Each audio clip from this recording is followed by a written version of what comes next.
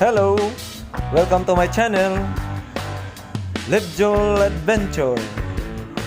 Supportahan nyo po at i-click nyo po yung subscribe button at i-like nyo rin para ma-appreciate ko kayo. I-click nyo rin ang notification bell para ma-inform kayo sa next video ko. At mag-comment naman po kayo kung ano yung reaction nyo, or mag-like ba or mag-dislike, or mag-react kayo kung ano gusto mo. Itong video nga pala ay naglalaman ng technical services and troubleshooting, especially in automotive services, driving services, electrical and basic electronic services. Avengers Assemble! Okay, here we go. This video contains electrical wiring diagram which needs to read and interpret wiring diagram and electrical symbols. The wiring diagrams include headlight wiring, park and tail light, brake light, backup light, signal and hazard light, and also the horn wiring diagram.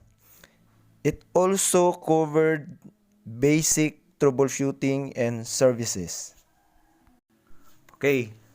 So, yung requirements pala para maintindihan mo itong tutorial na to. First requirements is dapat maintindihan mo yung electrical symbols. Okay? So, kung yung electrical symbols nga pala is in-upload ko yung previous video ko, yung electrical system symbols, dapat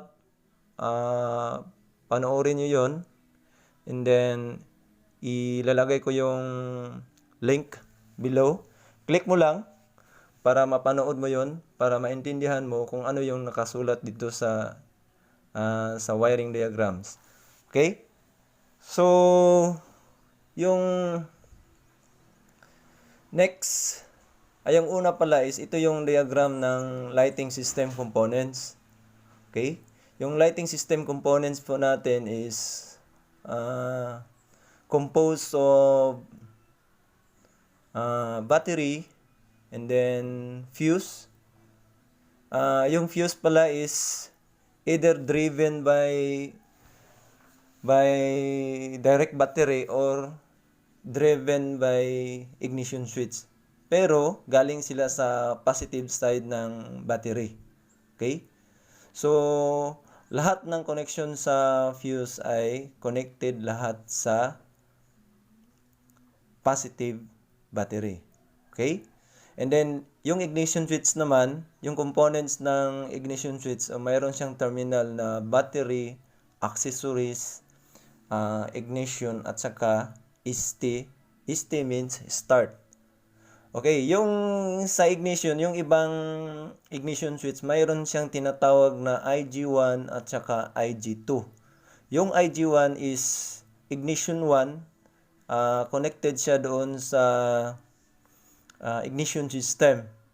Yung ignition system, yung nag-ignite ng air and fuel sa combustion chamber. And then yung ignition 2, ang gidrive sa ignition 2 is yung power window, air conditioning, yung signal light, pwede rin doon yung brake light at saka backup light, then wiper. So, doon po naka-connect yung ignition 2. Kaya ano pala yung purpose ng ignition 1 at saka ignition 2? Okay, yung ignition 1 at saka ignition 2, pag in-start mo, ang mag-function is only ignition 1 at saka yung starting system. Okay, bakit ganon? Para hindi siya mag-overload. Halimbawa, naka-on yung aircon mo, naka-on yung mga signal light mo, or other electrical devices, parang mag-underload yung electrical system. Kaya ginawan siya ng yung tinatawag na IG1 at saka IG2. Kasi yung IG2, pag start mo, automatic mag-shut off yung circuit doon sa ignition 2. Pero babalik lang siya, balik siya sa normal operation. Pag yung ignition switch mo is ando na siya sa babalik siya sa ignition pagkatapos mong mag-start o umandar yung engine. Okay? Ganun po 'yon. Okay? Balik tayo sa electrical system.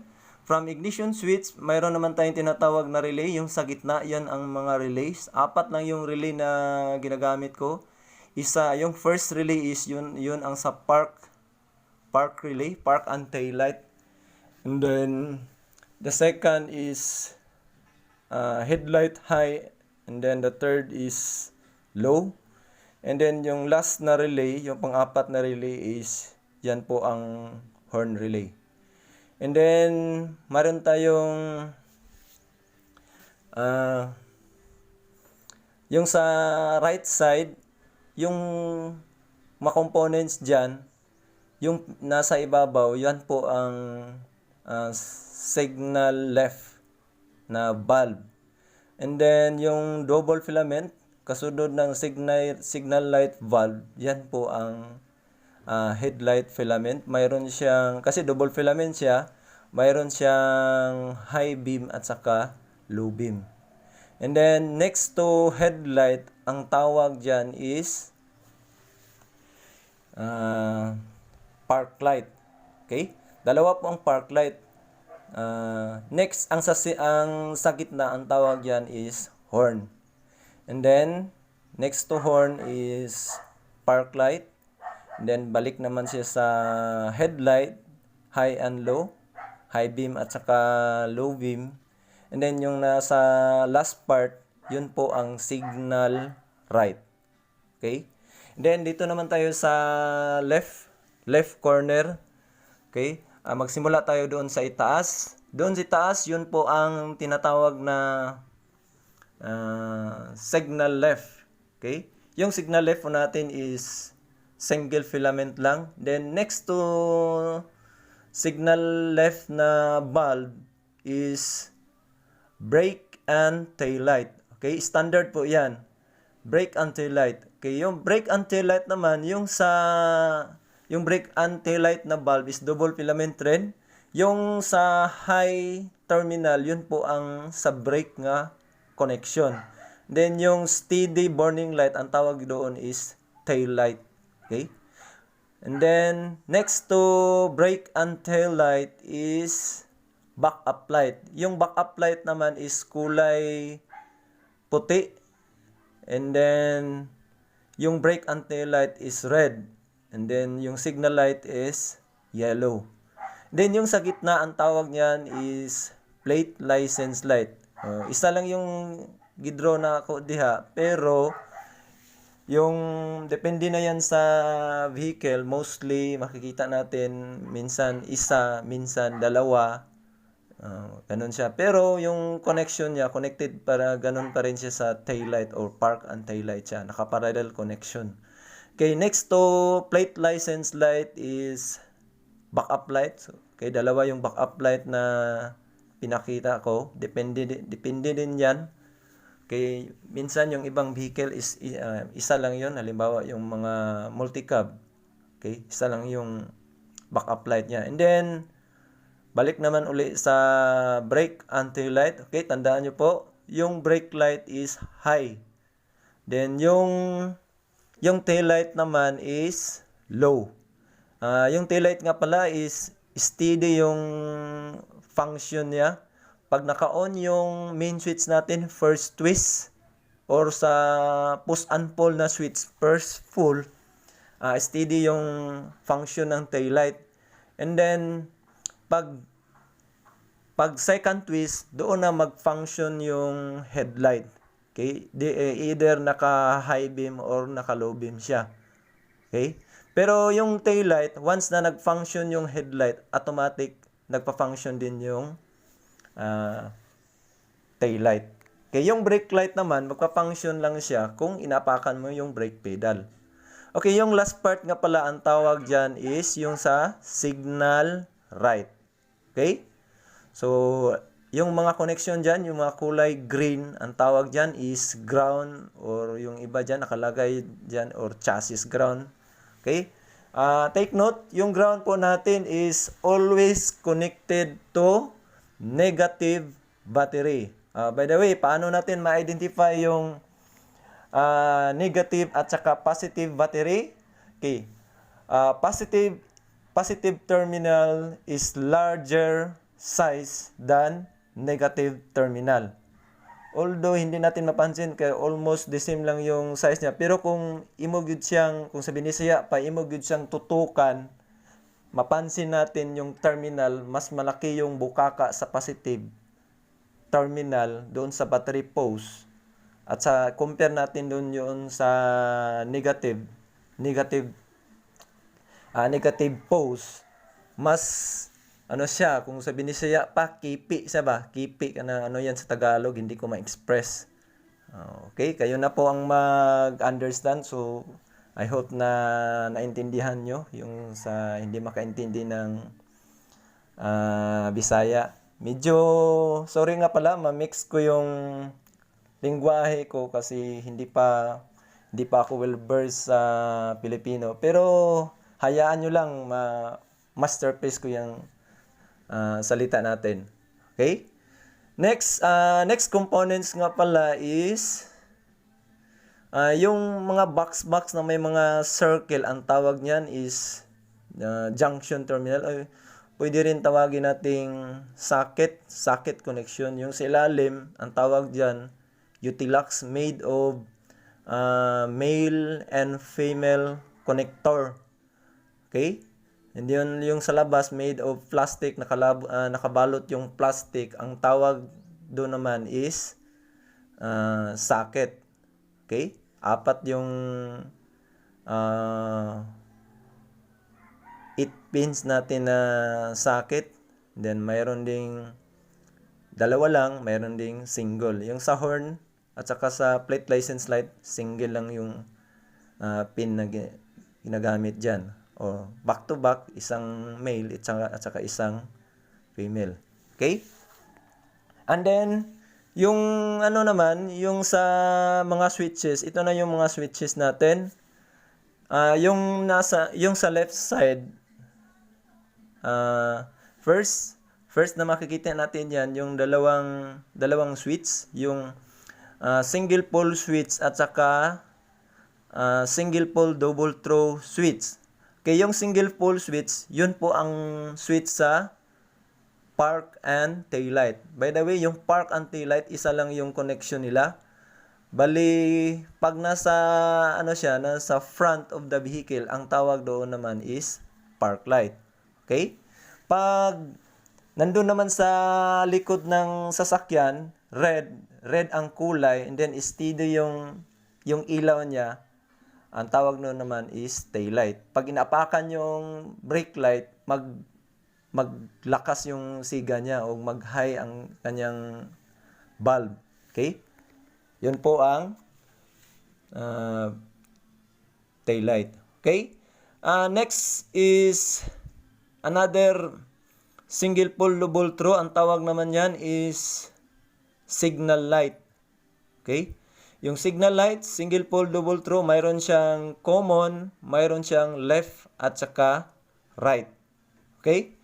Yung sa pinakailalim naman, yung may ground na connection, yun po ang horn. Symbol lang yan is push button or momentary switch siya. Pag gina-switch on mo siya, tapos pag release mo yung kamay mo, automatic siya mag-switch off. Yun po ang ibig sabihin ng momentary switch. Okay? Next naman is yung hazard switch.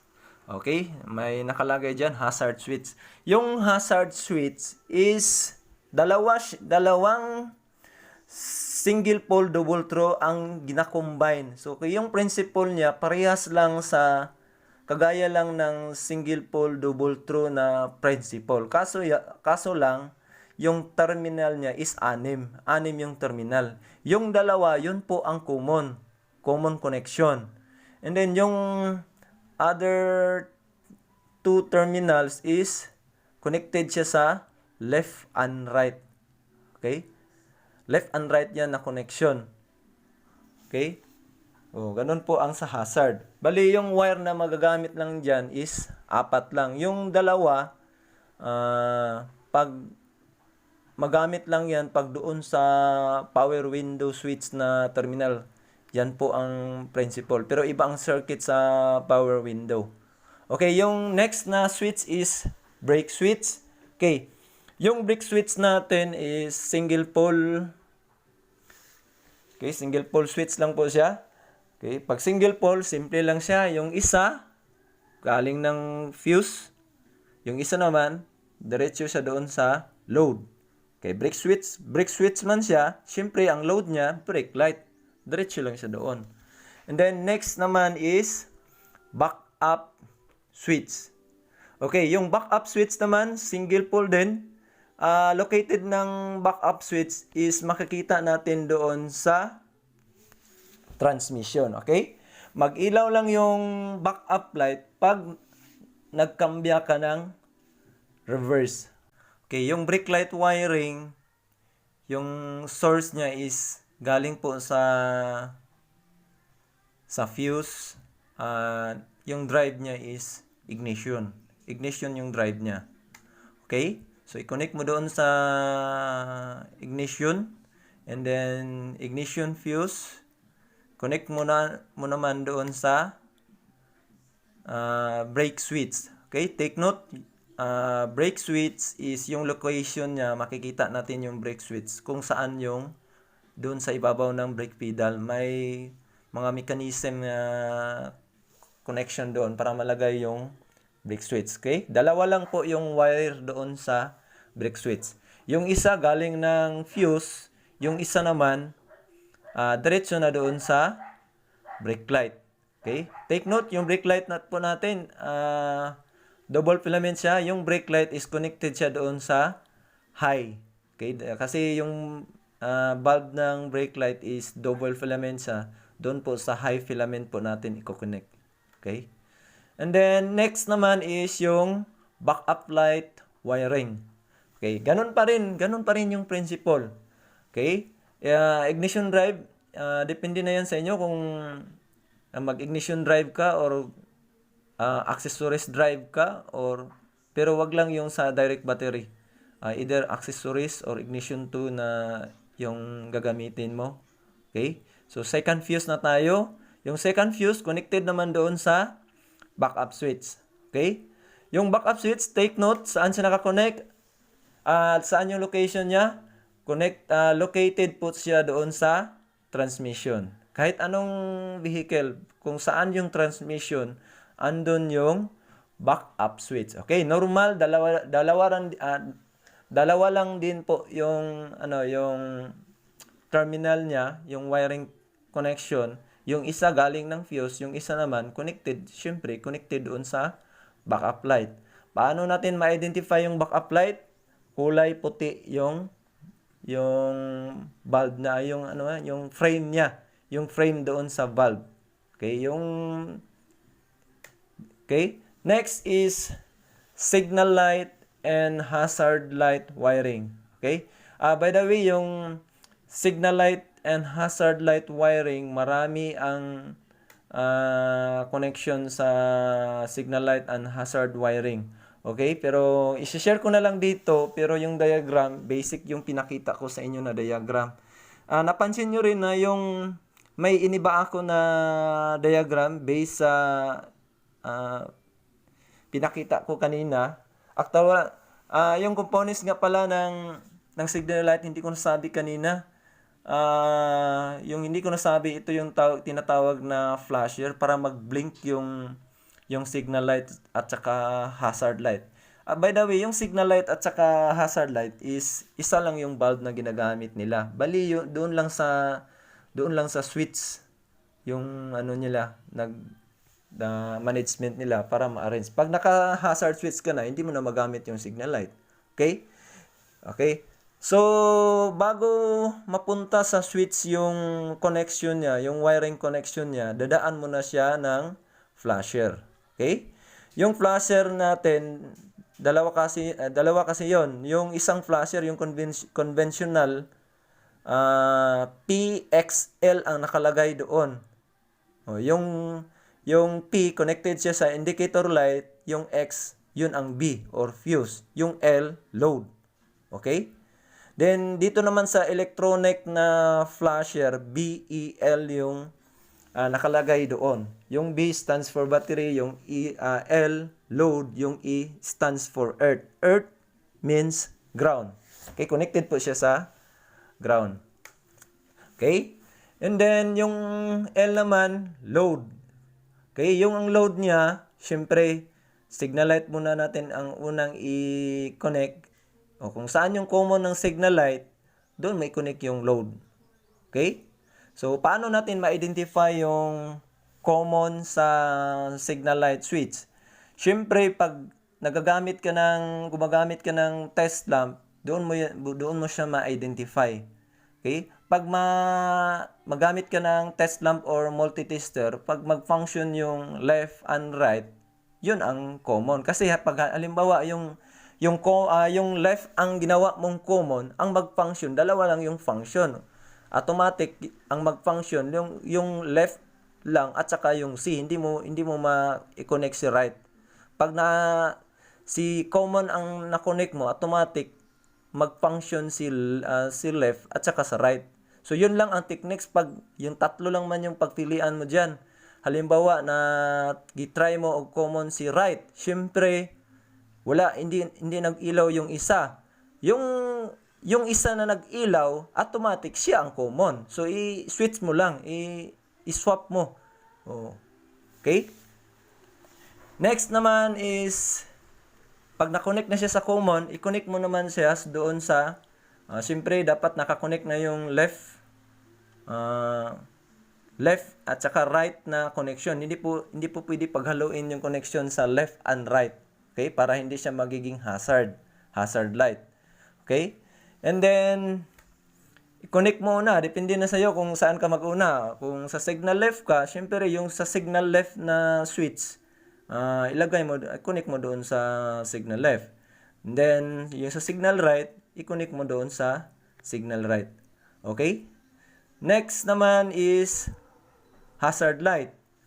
Okay? Ganun pa rin yung hazard light, dalawang single pole double throw, yung common nila, i-connect mo doon sa L or common connection sila. Pero pag naka-off si hazard switch, hindi magpa-function si left and right lang ang mag-function. Pag naka-switch on or naka-switch siya sa doon sa left or right. Okay? Pag halimbawa assuming na on natin yung hazard switch.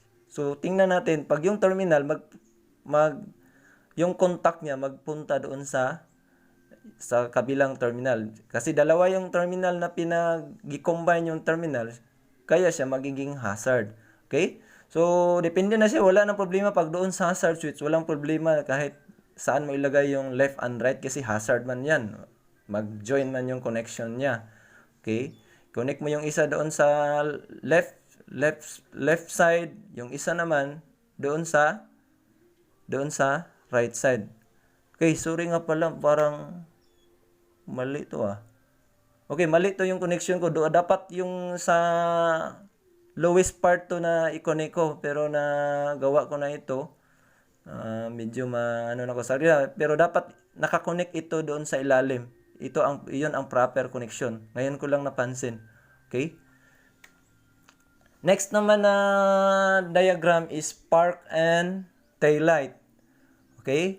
Park and tail light, kailangan talaga ng relay kasi yung park and tail light natin is marami siyang load. Imagine mo yung load. Halimbawa, hindi man yung binigay ko na load dito is 4 lang yung load niya, yung 2 park light at saka 2 tail light at saka isang plate license light, 5 pala. Pero in reality, hindi yan ganun. Marami pa yan. Mayroon pa siyang illumination light. Okay? Yung illumination light, yung yung sa Binisaya pa, tong suga sa dashboard, ang tawag ana. Kung sa Binisaya nga terminology. Ano yan sa Tagalog, hindi ko ma-express, sorry. Okay? So, connection muna tayo. Yung park light is battery drive siya. From fuse connection, i-connect natin doon sa relay. So, alam na yung relay. In-explain ko na yan sa previous video natin. Yung relay, yung connection nga pala, yung 30 at saka yung 85, i-join natin yung connection niya. Connected siya doon sa fuse. Kasi yung switch natin is ground switch ya. Ground control. Okay?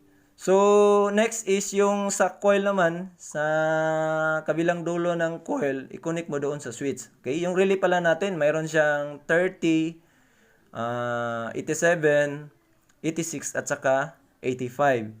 30 is source, which is fuse. 87 is load or a device that use electricity. And then, yung 86 is switch. Switch is to interrupt the flow of electricity. O parang switch on, switch off yung trabaho ng switch. And then yung sa kabilang dulo ng coil, yung winding niya is 85. Yung 85, depende yan sa situation sa switch mo. Pag yung switch mo is ground, syempre yung 85 positive. Pero yung switch mo is positive, hindi pwede na i-join mo yung 85 doon sa positive. Hindi man mag-work yung relay kung positive siya. Dapat yung 85 i-connect mo doon sa ground. So depende yung connection sa relay. Doon lang man magkaiba sa winding. Either live switch ka or ground switch ka. Okay?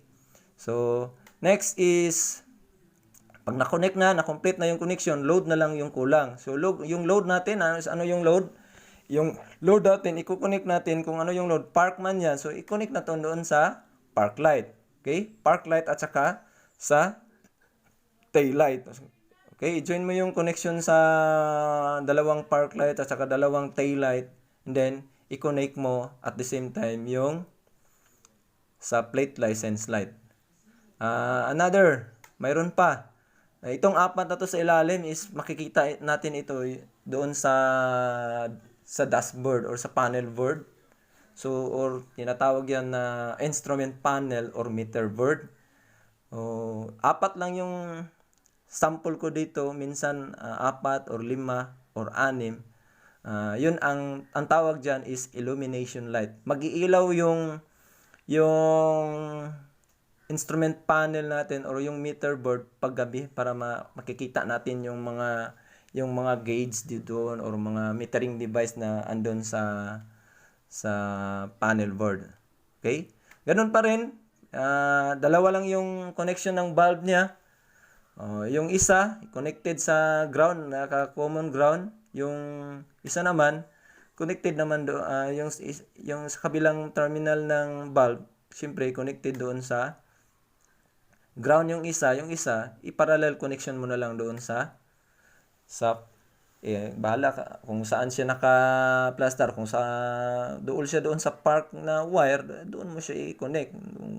Kung asa siya mas malapit na connection. Kasi depende yan kung saan nakalocate. Siyempre, yung illumination light natin is doon mo makikita sa dashboard. Siyempre, ang wiring harness niya, doon siya sa park light banda naka-connect. Okay? Park light na wiring connection. Next naman is yung headlight wiring natin. Okay, yung headlight wiring natin is dual relay. Okay? Dual relay, may ibang headlight na single relay. May iba naman walang relay. Yung sa multicab yung old na multicab, hindi ko pa napansin yung bagong wiring ng multicab. Yung na-encounter ko sa multicab na Suzuki na Carry, wala siyang relay, naka-direct siya. Pero much better na gagamit mo tayo ng relay. Pero mostly na sa mga vehicle ngayon is gumagamit na siya ng relay. Okay? So, yung relay, bakit dalawa? Kasi double filament yung headlight. Mayroon siyang high beam at saka low beam. Siyempre, ganun pa rin yung connection. Yung high beam, i-connect mo doon sa high beam. Yung low beam, i-connect mo doon sa low beam. And then, yung relay, take note, yung 30, connect natin sa fuse. And then, yung dalawang 30, kasi dalawa siyang high. Yung dalawang 30, i-connect natin sa second fuse at saka sa third fuse, and then yung at the same time yung 85 na coil doon sa relay, i-parallel connection siya doon sa 30. Okay? And then next is ang next is 86. Yung 86, meaning ng 86 is switch. Syempre kay headlight man ito, i-connect natin doon sa dimmer switch high. And then yung sa kabila naman, connect din natin ang dimmer switch low.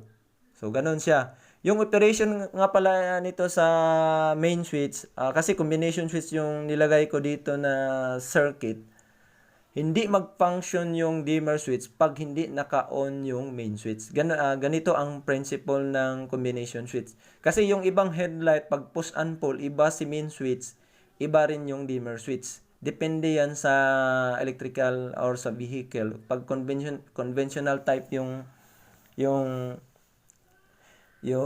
sasakyan, iba ang circuit doon. Nakaseparate si main switch, nakaseparate din si dimmer switch. Ganun rin. Pero yung principle, parehas lang. Parehas lang yung principle. Walang problema. Okay? And then, ang natira na lang is yung load. Okay? Yung load natin is 87. Yung load natin, load is a device that use electricity. So, yung headlight wiring man to. So, yung load niya is yung headlight. Siyempre, kung yung dimmer switch natin, hindi rin pwede magkabaliktad para hindi magka-switch yung operation niya. Yung operation nga pala ng paano natin ma-identify yung high beam switch o low beam switch. Pag doon tayo sa combination switch sa steering wheel. Pag nakababa yung lever switch ng main switch. Okay, yung lever switch nga pala, combination switch kasi yun.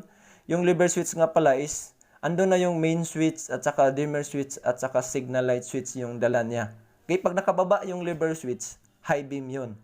Pag nasa gitna yung lever switch, low beam yun. Okay? Pag nasa ibabaw, ipaibabaw mo siya, pass light ang tawag doon. Automatic na mag-ilaw yung passing light pag yung pass light pala, automatic na siya magfa-function kasi combine siya or naka direct connected siya doon sa high beam terminal. Ganon yung operation sa passing light. Pero yung ibang halimbawa yung Toyota, yung encounter ko sa Toyota, iba talaga yung pass light na connection, may ibang circuit siya. Okay? So, yung ibang diagram nga pala sa yung sinasabi ko na Toyota na wiring diagram, pinost ko yan doon sa Automotive Tech. Mag-visit kayo doon sa Automotive Tech. Okay? Andun yun. Iba ang circuit doon. Okay? Another connection, mayroon pa. Yung isa is yung beam indicator light. Okay? Connected siya sa beam indicator light. Yung beam indicator light, connected nga pala siya doon sa high beam. Okay? Yung beam indicator light, lahat ng indicator light, andun siya doon sa dashboard or sa panel board. Okay, last is yung horn wiring diagram. Yung horn wiring diagram, direct drive battery connection siya. So, ganun pa rin. Nasa pang-apat na fuse na connection. Okay, same lang, pabalik-balik. Yung 30 at saka 85, connected siya doon sa fuse. And then, next is, ano pa? Yung 86, connect mo doon sa horn switch. Kung saan yung manubila, andun yung horn switch. So, isa lang yung connection niya kasi naka-direct ground kasi yung horn. Kung saan yung horn, kasi automatic na siya mag-connect doon sa ground. And then, syempre, yung 87, i-connect mo doon sa load. Yung load niya is horn man yung wiring niya. I-connect mo doon sa horn. Okay? Okay, that's all. Thank you. I hope na may natutunan kayo. I hope na i-share nyo para tulungan nyo akong mapalago itong channel na to. Para ma-inspire naman ako na gumawa pa ng iba pang video. video. Okay? So, salamat sa panonood. I hope you learn my video presentation.